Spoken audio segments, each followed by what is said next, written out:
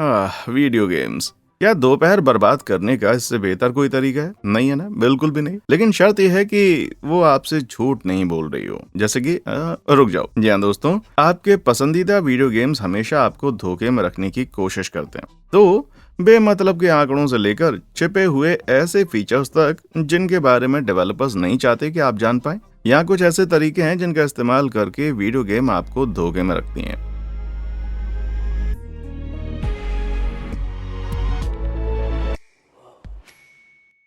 Speed की जरूरत। अब तक बनाए गए हर वीडियो गेम में वो चीज होती है जिसे हम मैकेनिक्स कहते हैं। फिर चाहे वो किसी हथियार को रीलोड करने जितना सिंपल काम हो या बेस बनाने जितना मुश्किल हो, ये सभी फीचर्स मैकेनिक कहलाते हैं। लेकिन कभी कभी गेम को हमारे लिए ऐसे मैकेनिक्स के साथ पेश किया जाता है जिनका कोई काम नहीं होता और आपको ये पता भी नहीं चलता। अब स्पीड बूस्ट को ले लीजिए, तो कुछ गेम्स में जैसे कि ओरिजिनल मास इफेक्ट स्प्रिंटिंग जैसे फीचर्स का सच में कोई काम नहीं है। अगर आप कॉम्बैट में हैं तो ये ठीक काम करते हैं, लेकिन जब आप मैप में घूम रहे हो तो स्प्रिंट बटन दबाने से आपकी स्पीड पर कोई फर्क नहीं पड़ता। ये बस कैमरा को नजदीक करता है और आपके कैरेक्टर की एनिमेशन को बदल देता है ताकि ये लगे कि आप तेजी से आगे बढ़ रहे हैं। लेकिन असल में इन दोनों वीडियो की स्पीड में कोई भी अंतर नहीं है। भाई, इस तरह का मैकेनिक शायद तकनीकी लिमिटेशन के कारण था, क्योंकि इस गेम में इस्तेमाल किया गया हार्डवेयर साल 2007 में इतना ज्यादा एफिशिएंट नहीं था जितना आज के टाइम में। इसलिए डेवलपर्स खेलने वाले प्लेयर को स्लो मूव करने के लिए मजबूर करते थे ताकि गेम को लोड होने का समय मिल सके। लेकिन इस तरह की नकली मैकेनिक थर्ड पर्सन शूटर तक ही सीमित नहीं है, बल्कि बहुत सारे रेसिंग गेम में बूस्ट या नाइट्रो बटन होता है जो आपकी कार की स्पीड को बहुत ज्यादा बढ़ाने के लिए होता है ताकि आपको ओवरटेक करने में मदद मिल सके। हालांकि नीड फॉर स्पीड जैसे गेम्स में बूस्ट बटन शायद ही आपकी स्पीड को बढ़ाता है। इससे सिर्फ बहुत से विजुअल इफेक्ट्स लोड हो जाते हैं और आसपास का व्यू भी कार के नजदीक हो जाता है, जिससे ऐसा महसूस होता है कि आप जैसे साउंड की स्पीड से चल रहे हैं ना। लेकिन आपने अनुमान लगाया होगा, असल में यहाँ फर्क 0 के बराबर पड़ता है। ये बस धुआं और विंग मिरर है मेरे भाई। दिमाग का खेल। तो दोस्तों, कुछ गेम्स खासतौर पर साइकोलॉजिकल हॉरर्स बस खिलाड़ी के दिमाग को खराब करने में माहिर होते हैं। इंटरनल डार्कनेस, सैनिटीज रिक्विम इस पर ही पनपते हैं। 2002 का ये गेम क्यूब हॉरर टाइटल अलग अलग टाइम पीरियड्स में बहुत सारे कैरेक्टर्स का अनुसरण करता है, क्योंकि वे प्राचीन लवक्राफ्टियन बुराइयों से संघर्ष करते हैं। यहाँ तक तो ये ठीक है, लेकिन जिससे ये गेम असल में सबसे अलग हो जाती है वो है इसकी मानसिक मैकेनिक। दुश्मनों द्वारा आपके कैरेक्टर को जितना डैमेज किया जाए, उनके दिमाग का मानसिक संतुलन भी उतना ही ज्यादा खराब होगा, जिससे अजीब और परेशान करने वाली चीजें होने लगेंगी। साथ ही गेम आपको धोखे में रखकर भी आपका दिमाग हिला देगा मेरे भाई। जैसे एक नकली ब्लू स्क्रीन पर एरर मैसेज के साथ पॉपअप होकर वो आ जाए ना, आपको ट्रिगर करेगा। बस ये घबराहट पैदा करने वाली चीज नहीं है, मामला इससे भी ज्यादा बदतर हो जाता है। खास तौर पर अगर आप खराब प्रदर्शन करते हैं तो गेम आपका सारा डेटा आपकी आंखों के सामने डिलीट करने का एहसास दिलाएगी। ओ भाई, ये वाकई में चौंका देने वाली बात है ना। This isn't really happening. भाई सच में जरा सोचो कि आपको पता नहीं कि ये भी इस गेम का एक हिस्सा है। कुछ खिलाड़ियों ने तो अपना डेटा डिलीट होने से पहले अपनी कंसोल को अनप्लग कर दिया था। और ये धोखे यहाँ पर खत्म नहीं होते। इटर्नल डार्कनेस के पीछे के धोखेबाज डेवलपर्स ने ऐसे भी फीचर शामिल किए थे जिनके साथ गेम आपके टीवी और स्विच इनपुट्स की वॉल्यूम कम होना दिखाती है, यहाँ तक कि स्क्रीन का भी बंद हो जाने जैसा दिखाती है। आपके साथ ये सब क्या हो रहा है, ये सोचने के बाद घबराहट महसूस न करना, ये काफी मुश्किल हो सकता है आपके लिए, क्योंकि इस बात को महसूस करने से बुरा कुछ भी नहीं है कि डरावनी चीज आपके डिवाइस से होकर आपके घर के अंदर फैल रही है। और कम से कम जब तक कि हाँ यार, मैं मजाक कर रहा हूँ, मैं कहीं पे नहीं जा रहा। हालांकि अगर आप अपने दिमाग के मीटर को स्वस्थ रखना चाहते हैं तो मेरी बात मानो और उस लाइक और सब्सक्राइब बटन को जोर से दबा दो, जिसके बाद आप इस तरह की शानदार वीडियोस को देखने से कभी भी नहीं चूकेंगे। ठीक है, चलो अब फिर से इस छल कपट पर वापस आते हैं। मुश्किल घड़ी। क्या यहाँ पर कोई चीज इतनी भयानक है जितना एक रेड हेल्थ बार होती है? नहीं, ऐसा कुछ भी नहीं है। लेकिन इस बात से अच्छी कोई फीलिंग नहीं है कि आप एक घातक एनकाउंटर में बस थोड़ी सी लाइफलाइन के साथ बचे रह जाते हैं, है ना? और ये कैसी बात है जो गेम डेवलपर्स जानते हैं, इसलिए वे इसके बारे में आपसे झूठ बोलते हैं। हाँ जी हाँ, ज्यादातर डेवलपर हेल्थ बार के आखिरी वाले छोटे हिस्से को बाकी सारे हिस्सों की तुलना में ज्यादा एचपी के रूप में बनाते हैं। इसलिए जब आप सोचते हैं कि आपकी हेल्थ सिर्फ 10% ही बची है, तो असल में ये लगभग 40% तक हो सकती है। ड्रम इटर्नल और असैसिन्स क्रीड जैसे गेमों में इस तरह की तकनीक खास तौर पर आपके तनाव को बढ़ाने और आपको मुश्किल से होने वाले मोमेंट्स बनाने के लिए की जाती है।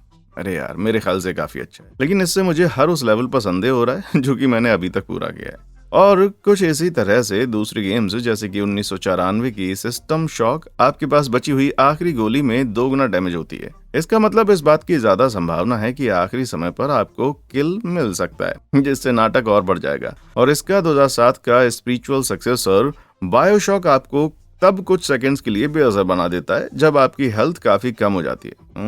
क्या इसका मतलब है मैं वीडियो गेम खेलने में बुरा हूँ? मुझे लेटने की जरूरत है मेरे भाई। Timer trouble. मैं मुश्किल घड़ी में अच्छा प्रदर्शन नहीं कर पाता। अगर टाइमर चल रहा हो तो फिर मुझे पसीना आने लगता है, खास करके तब जब ऐसा महसूस हो रहा हो कि टाइमर तेजी से चल रहा है। क्या आपने कभी नोटिस किया कि मारियो खेलने के दौरान जब काउंटडाउन टाइमर 90 से 30 पर पहुंचता है तो लगता है कि सिर्फ आधा समय हो गया। नहीं भाई, आप इसे नहीं हार रहे। मारियो सेकंड ही तेजी से चलते हैं। हालांकि एग्जैक्ट टाइम हर गेम में अलग अलग होता है, लेकिन एक मारियो सेकंड आमतौर पर सिर्फ 0.6 रियल सेकंड के बराबर होता है। यार, अब समझ में आया कि मैं घबरा क्यों जाता हूँ। लेकिन ऐसा क्यों है? खैर, ये चालाकी शायद मेरे जैसे खिलाड़ियों को डराने के लिए होती है, लेकिन ये शायद सिर्फ एक तकनीकी विफलता भी हो सकती है। बता दूं कि ओरिजिनल NES कंसोल जिस पर पहला मारियो रिलीज किया गया था, वे समय को सेकंड्स में मैनेज नहीं कर पाते थे, इसलिए गेम ने कम समय का इस्तेमाल किया था और ये कुछ हद तक बेकार है। हालांकि मैं अभी भी इससे कन्विंस नहीं हूँ। मुझे लगता है कि मारियो के क्रिएटर शिगेरू मियामोटो बस हमारे चेहरे पर हंसी के साथ साथ हमें कष्ट भी देना चाहते थे।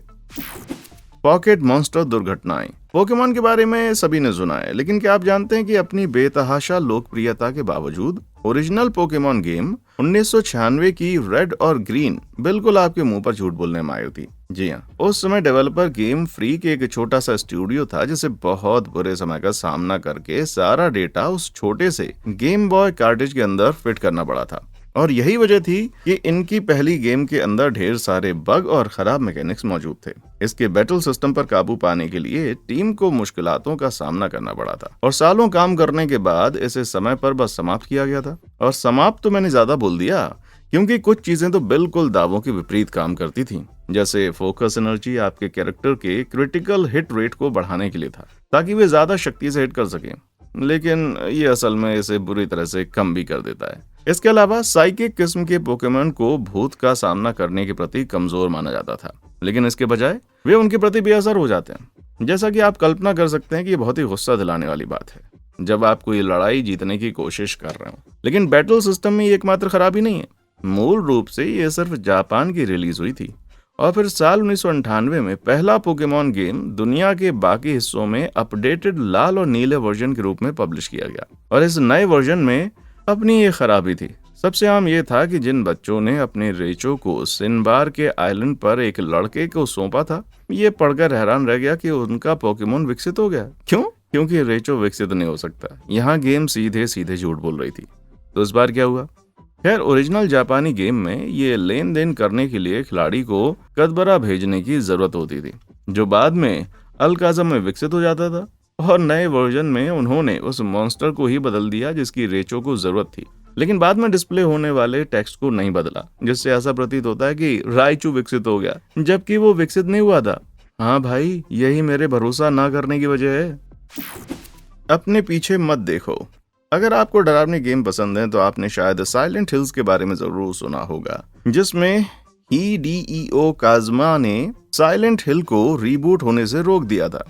खैर, ये भी बता दूं कि इसके 2014 के खेलने योग्य टीजर PT को अब तक बनाए गए सबसे डरावने खेलों में से एक माना जाता है। फिर भी इसमें एक ऐसा रहस्य छुपा हुआ है जिसके बारे में ज्यादातर लोग नहीं जानते। हालांकि इसे खेलने का तरीका बहुत ही आसान है। आप बस एरी हालवे तक जाते हैं, एक्सप्लोर करते हैं और कुछ पजल सॉल्व करते हैं, जिस दौरान एक डरावना कैरेक्टर लिसा आपका पीछा करती है। कभी कभी आप अपने पीछे से सिसकने और गुस्से से भरी हाफने की आवाज भी सुनते हैं। ध्यान रहे, अगर ऐसा हुआ ना तो भाई मुड़कर बिल्कुल भी नहीं देखना, समझे?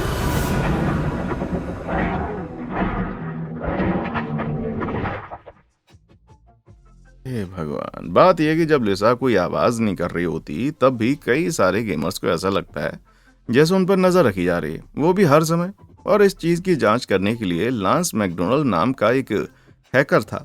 उसने गेम के कोड में छानबीन करने की कोशिश की और उसे एक भयानक गड़बड़ का पता चला जैसे ही आप खेल की शुरुआत में टॉर्च अपने हाथ में लेते हैं तो लिसा चुपके से खुद को आपकी पीठ से चिपका लेती है। तो कैमरा को एक पोजीशन में लॉक करके मैकडोनल्ड्स ने इसकी सभी डरावनी हरकतों को कैमरा में कैद कर लिया।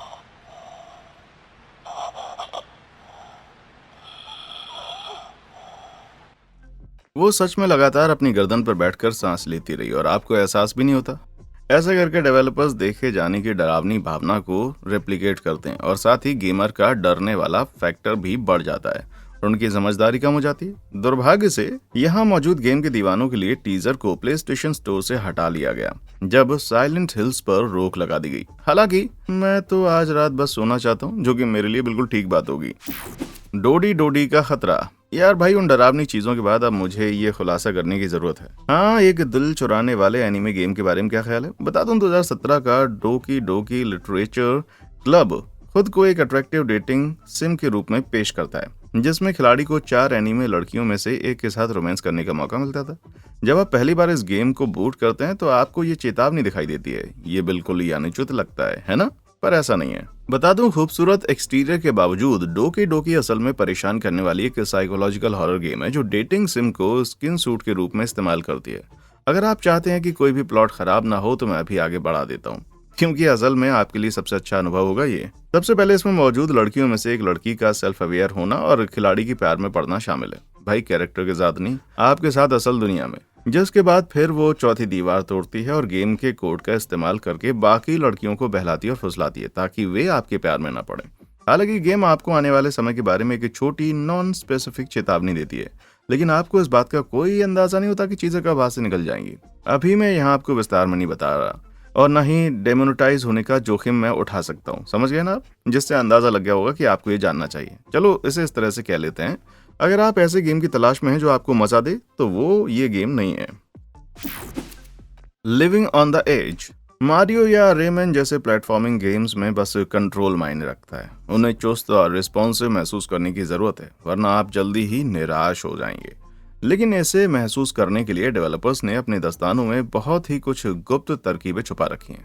सबसे चौंकाने वाली बात, जिन प्लेटफॉर्म के ऊपर आप भाग रहे हैं वो उससे ज्यादा लंबे हैं जितने की वो दिखाई देते हैं। बता दूं कि लगभग हर अच्छे प्लेटफॉर्मिंग गेम में आपको एक लेज से दौड़ने के बाद कूदने के लिए कुछ एक्स्ट्रा फ्रेम मिलते हैं और इस तरह के मैकेनिक को कोयोट टाइम कहा जाता है, जो लूनी ट्यून्स के कैरेक्टर विले ई कोयोट के नाम पर दिया गया है। आप जानते हैं, जब वो कैरेक्टर चट्टान से भागते हैं तो कुछ सेकंड तक हवा में लटकने के बाद ही फिर वे ग्राउंड पर आकर गिरते हैं।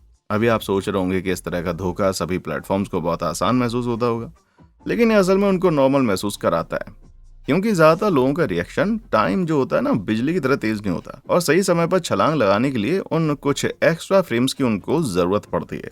यहाँ तक कि जब कोई प्लेटफॉर्मर कोयोट समय को शामिल नहीं करता है ना, तो वो सीधे सीधे दिख जाता है। जब 2017 के remastered crash Bandicoot and Sane trilogy ने मूल ट्राइलॉजी की तुलना में खिलाड़ियों को मिलने वाले कोयोट समय को कम कर दिया था, तो लोगों को मुश्किल का सामना करना पड़ा।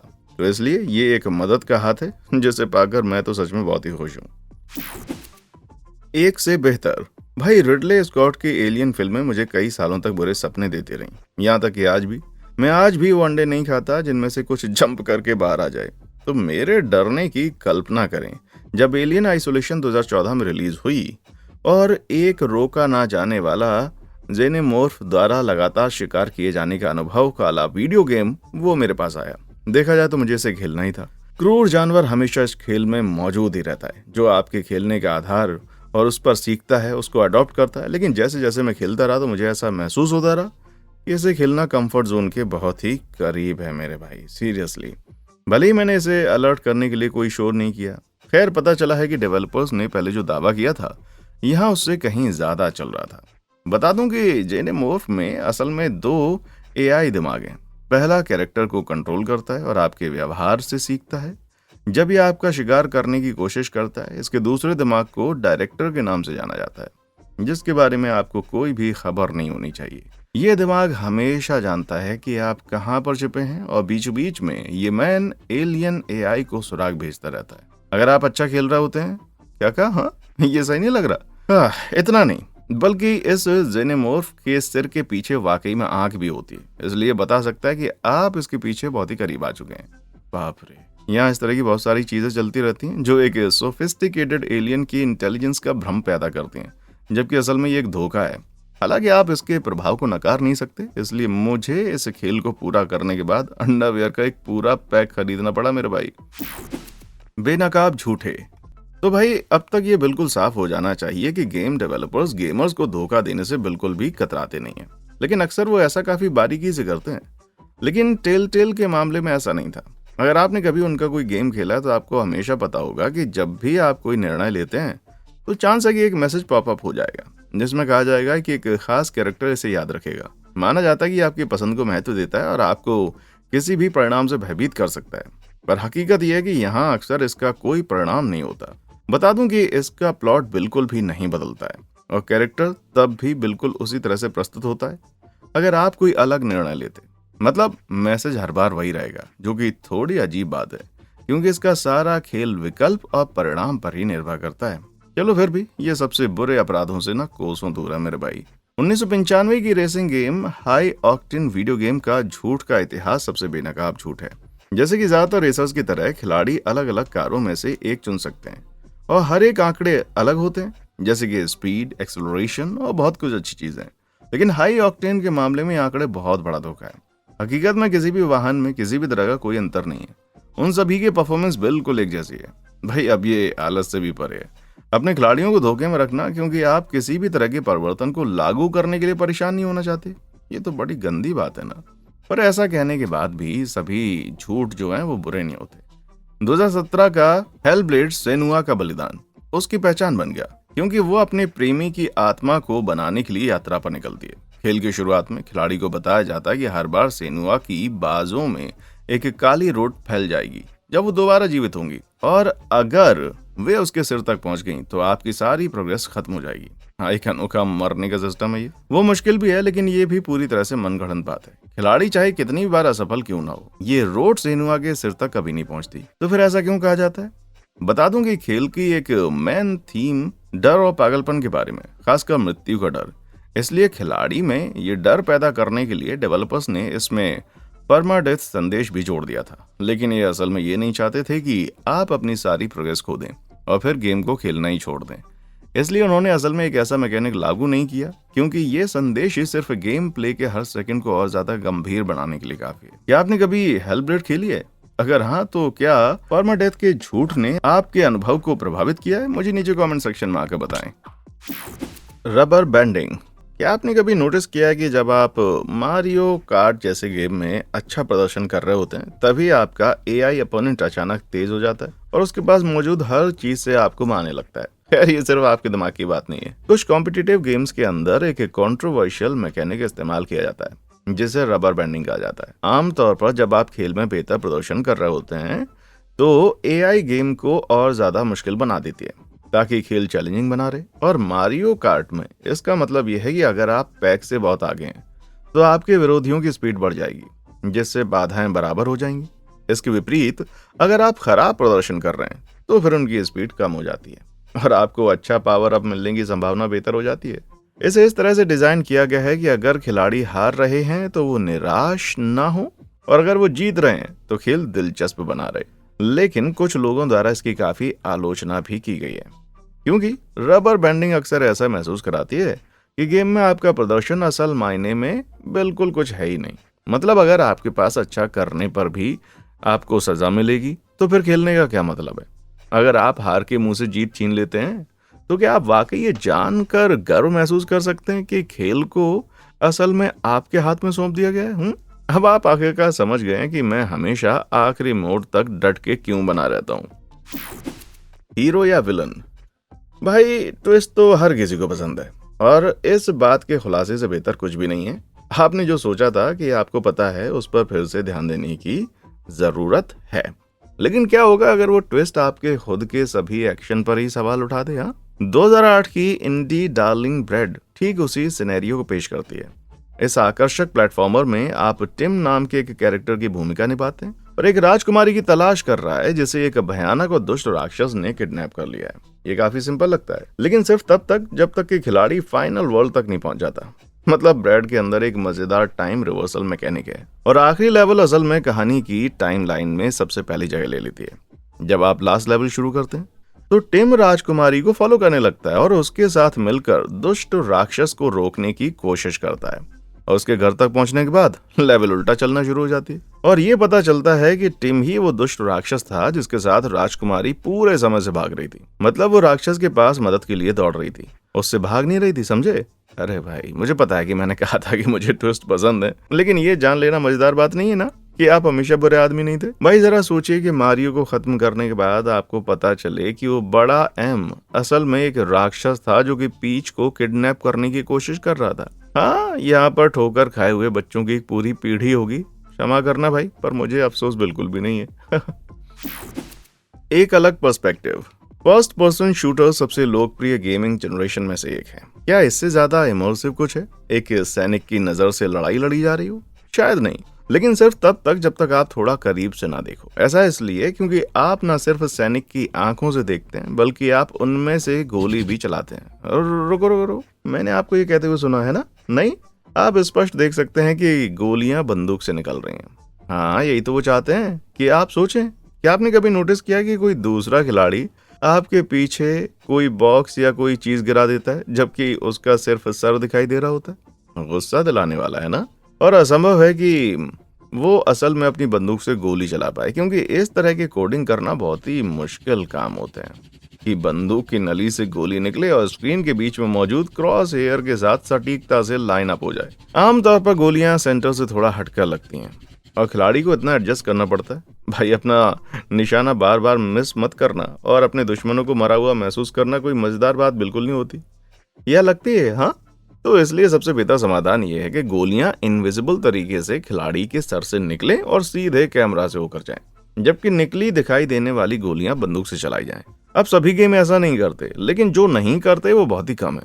तो अगली बार जब आप कॉल ऑफ ड्यूटी खेलने के लिए जाएं तो बस सबसे आरामदायक छिपने की जगह ढूंढें और सिर्फ अपनी मौत के घाट उतारने वाली लेजर आंखें बाहर रखें। शुक्रिया बाद में कहना मुझे, हाँ राइट। एक छोटी सी मदद, भाई हारना कोई मजेदार बात नहीं होती और ये बात गेम डेवलपर बड़े अच्छे से जानते हैं।